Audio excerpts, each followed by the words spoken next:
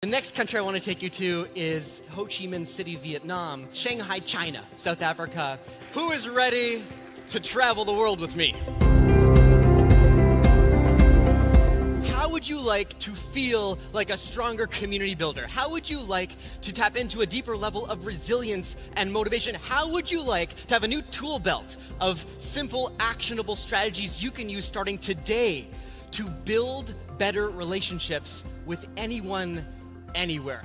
Shane Feldman is best known as the founder of the Count Me In movement. And listen to this, it's an incubator and a movement of 10 million next generation leaders.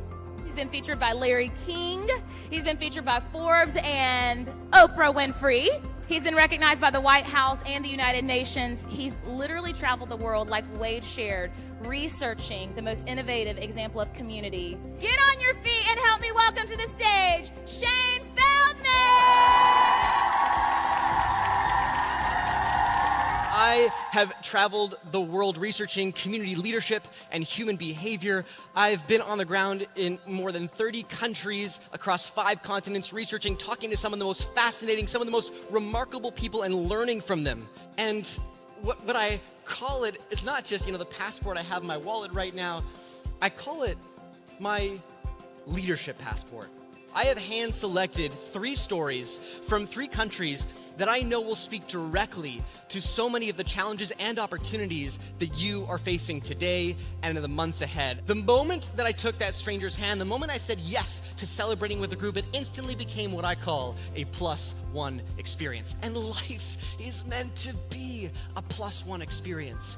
It amplifies everything. It multiplies our sense of memory. It amplifies our feeling in the moment. Do you get what I mean by a +1 experience? The difference between watching an Oscar-worthy film on Netflix alone at home versus lining up at the theater for the midnight premiere, maybe even dressed in costumes. Or, this is my favorite, the difference between listening to your favorite album on Spotify in the best Bose noise-canceling headphones in your room versus being in the arena listening to that artist perform live. Now, let's be honest, we don't go to the arena for the sound quality, right? The Bose headphones are probably better. But we don't go for that. We go for this sense of connection to other fans, being in that environment. Some people call it euphoric or magical. It's actually hard to describe. It's a +1 experience. We are social animals. We are built to connect with others and be in those sorts of environments. What I learned in my research in Vietnam is that they actually value collectivism as a country. This is a thoughtful, intentional piece of their culture.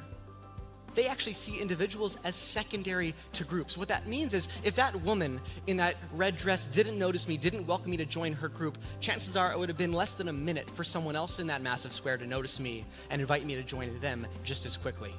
And what was most interesting about my time in Vietnam is that experience wasn't an isolated one.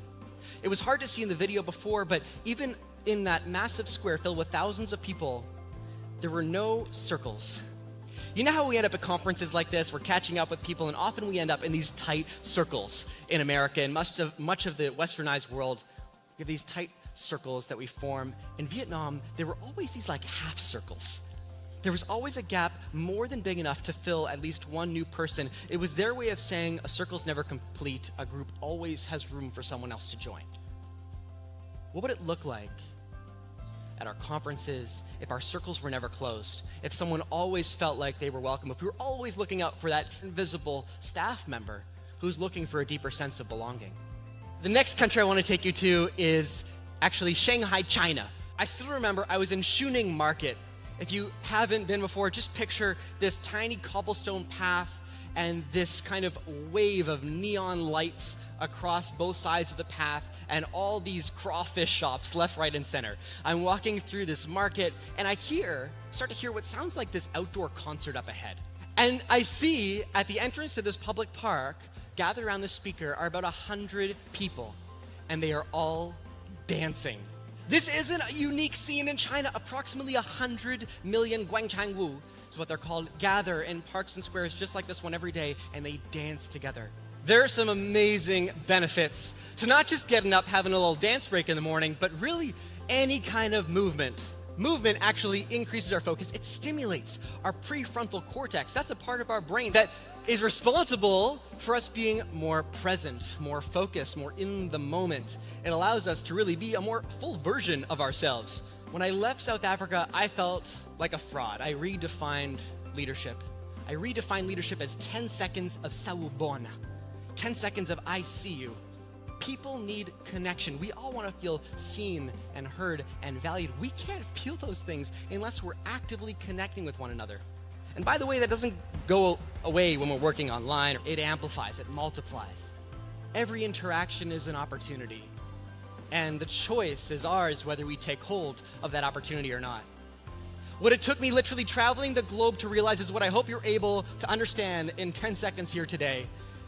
It took me searching all over to realize that community isn't something you find. Community is something that we all have the opportunity to create, to co-create together. It's the power of this room. It's the power we have when we go back. It's the power we hold within us every single day to be community builders.